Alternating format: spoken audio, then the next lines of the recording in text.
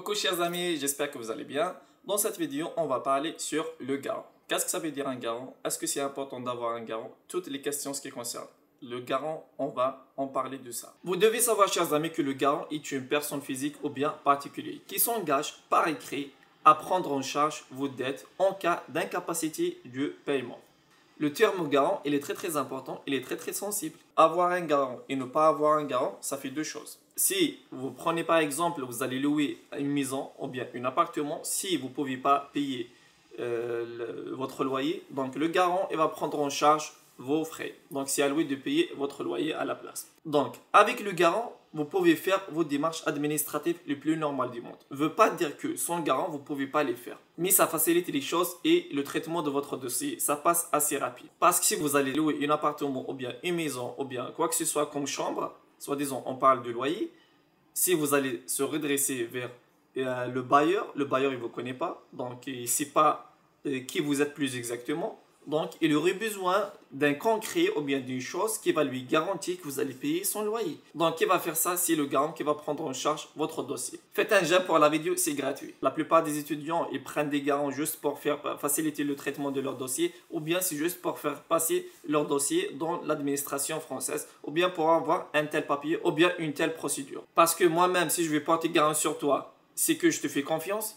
C'est pas n'importe lequel, je vais lui donner ma pièce justificative, mes fiches de paye, mes relevés bancaires et aussi mon avis d'imposition. Donc ces pièces-là, vous pouvez faire n'importe quoi avec eux. Tu es libre, moi je sais pas ce que tu vas faire derrière. Après je vais recevoir des appels ou bien je vais recevoir des emails, je vais recevoir des mails postaux. Dans ce cas-là, je devrais payer, sinon je serai en face de la justice. Pour ceux qui n'ont pas encore du garant, manifestez-vous en commentaire. Comme ça, la prochaine vidéo, Inch'Allah, je vais vous en parler sur le cas où vous n'avez pas de garant, comment vous allez faire, comment vous allez procéder pour vos démarches administratives. Sachez qu'il y a toujours une solution.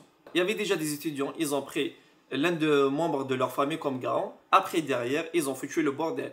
Donc, ils ont fait n'importe quoi. Après, le garant lui-même, il se retrouve dans l'obligation de payer le loyer et des frais avec l'ignorance de l'étudiant. Ça ne veut pas dire le fait d'avoir un garant, donc vous allez se permettre de faire n'importe quoi, ou bien vous n'allez pas payer votre loyer, ou bien vous n'allez pas faire d'efforts pour payer votre loyer, ou bien pour travailler, ou bien pour avoir le strict minimum pour payer vos frais.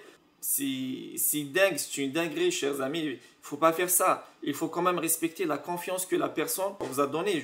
C'est pour cela, la plupart des cousins, des cousines, des oncles, des tantes, ils refusent de porter garant sur un étudiant. Je vais vous en parler sur moi-même. Personnellement, quand j'ai effectué ma demande de visa, j'ai pris les garants. J'ai pris deux garants même. J'ai pris mon oncle et aussi mon père. Quand je suis arrivé en France, je n'ai pas pris de garant du tout. Donc, je fais que l'attestation de 7500 €, bien l'attestation bancaire. Après, ne veut pas dire que j'ai pas des garants à côté. Si j'ai des garants. Donc, j'ai essayé de faire moi-même, de porter garant sur moi-même. Après, ne veut pas dire que c'est timide ou bien c'est honteux d'avoir un garant, pas du tout, loin de sa rareté. Au contraire, je vous dis juste par rapport à la gravité ou bien par rapport à la sensibilité du sujet d'être garant ou bien de porter garant. Parce que la plupart des étudiants, ils prennent ce sujet-là à la légère. Alors que c'est complètement faux. Il ne faut pas prendre ce sujet à la légère parce que de porter garant sur une personne, c'est très important. Et il sera à la place de votre père ou bien de votre maman. C'est ce qui fait... vous devez le remercier infiniment, vous voyez. Vous devez choisir une personne de confiance et aussi elle est apte de se porter garant sur vous. Parce que vous devez savoir aussi que le garant, il a des droits. Ne veut pas dire qu'il va prendre garant sur vous bien, il va porter garant sur vous, donc il va juste payer. Il a des droits derrière. Vous devez prendre ça en considération. Vous allez me dire, c'est quoi ces droits, qu'est-ce qu'il va faire? Ou bien vous croyez que uniquement le garant il est là juste pour payer vos frais ou bien pour payer vos loyers ou bien pour prendre en charge votre dossier. Non, loin de ça. Vous devez savoir que, chers amis, que le garant il a le droit de demander le remboursement des frais ou bien des loyers qu'il avait payés. Ça c'est très important à prendre en considération.